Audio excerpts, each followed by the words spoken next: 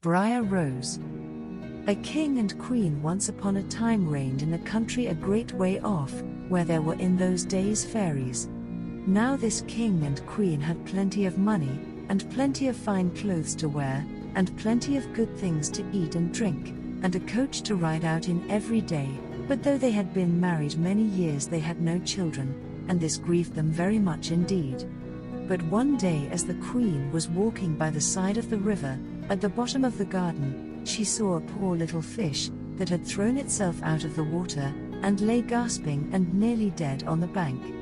Then the queen took pity on the little fish, and threw it back again into the river, and before it swam away it lifted its head out of the water and said, "I know what your wish is, and it shall be fulfilled. In return for your kindness to me, you will soon have a daughter."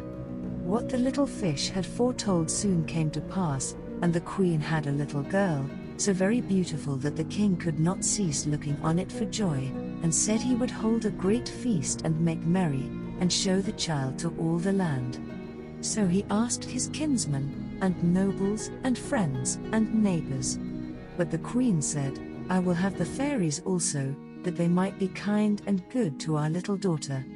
Now there were 13 fairies in the kingdom, but as the king and queen had only 12 golden dishes for them to eat out of, they were forced to leave one of the fairies without asking her.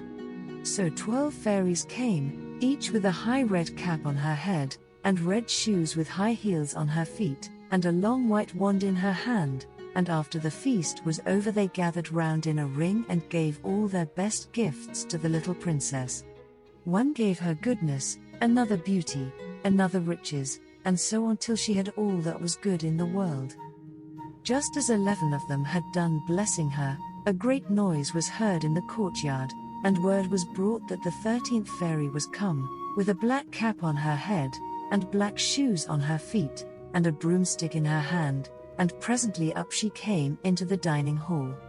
Now, as she had not been asked to the feast she was very angry, and scolded the king and queen very much, and set to work to take her revenge. So she cried out, "The king's daughter shall, in her 15th year, be wounded by a spindle, and fall down dead." Then the 12th of the friendly fairies, who had not yet given her gift, came forward, and said that the evil wish must be fulfilled, but that she could soften its mischief, so her gift was, that the king's daughter, when the spindle wounded her, should not really die, but should only fall asleep for 100 years. However, the king hoped still to save his dear child altogether from the threatened evil, so he ordered that all the spindles in the kingdom should be bought up and burnt. But all the gifts of the first 11 fairies were in the meantime fulfilled, for the princess was so beautiful, and well behaved, and good, and wise, that everyone who knew her loved her. It happened that, on the very day she was 15 years old, the king and queen were not at home, and she was left alone in the palace. So she roved about by herself, and looked at all the rooms and chambers, till at last she came to an old tower, to which there was a narrow staircase ending with a little door. In the door there was a golden key, and when she turned it the door sprang open, and there sat an old lady spinning away very busily. "Why, how now, good mother," said the princess, "what are you doing there?" "Spinning," said the old lady, and nodded her head, humming a tune, while buzz went the wheel. "How prettily that little thing turns round," said the princess, and took the spindle and began to try and spin. But scarcely had she touched it, before the fairy's prophecy was fulfilled, the spindle wounded her, and she fell down lifeless on the ground. However, she was not dead, but had only fallen into a deep sleep, and the king and the queen, who had just come home, and all their court, fell asleep too, and the horses slept in the stables, and the dogs in the court, the pigeons on the housetop, and the very flies slept upon the walls. Even the fire on the hearth left off blazing, and went to sleep, the jack stopped, and the spit that was turning about with a goose upon it for the king's dinner stood still, and the cook, who was at that moment pulling the kitchen boy by the hair to give him a box on the ear for something he had done amiss, let him go, and both fell asleep. The butler, who was slyly tasting the ale, fell asleep with the jug at his lips, and thus everything stood still, and slept soundly. A large hedge of thorns soon grew round the palace, and every year it became higher and thicker, till at last the old palace was surrounded and hidden, so that not even the roof or the chimneys could be seen. But there went a report through all the land of the beautiful sleeping Briar Rose, for so the king's daughter was called, so that, from time to time, several kings' sons came, and tried to break through the thicket into the palace. This, however, none of them could ever do, for the thorns and bushes laid hold of them, as it were with hands, and there they stuck fast, and died wretchedly.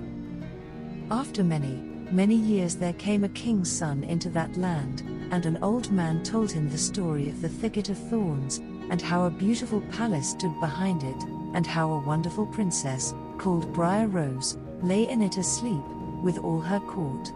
He told, too, how he had heard from his grandfather that many, many princes had come, and had tried to break through the thicket, but that they had all stuck fast in it, and died. Then the young prince said, "All this shall not frighten me, I will go and see this Briar Rose." The old man tried to hinder him, but he was bent upon going. Now that very day the 100 years were ended, and as the prince came to the thicket he saw nothing but beautiful flowering shrubs, through which he went with ease, and they shut in after him as thick as ever. Then he came at last to the palace, and there in the court lay the dogs asleep, and the horses were standing in the stables, and on the roof sat the pigeons fast asleep, with their heads under their wings. And when he came into the palace, the flies were sleeping on the walls, the spit was standing still, the butler had the jug of ale at his lips, going to drink a draught, the maid sat with a fowl in her lap ready to be plucked, and the cook in the kitchen was still holding up her hand, as if she was going to beat the boy.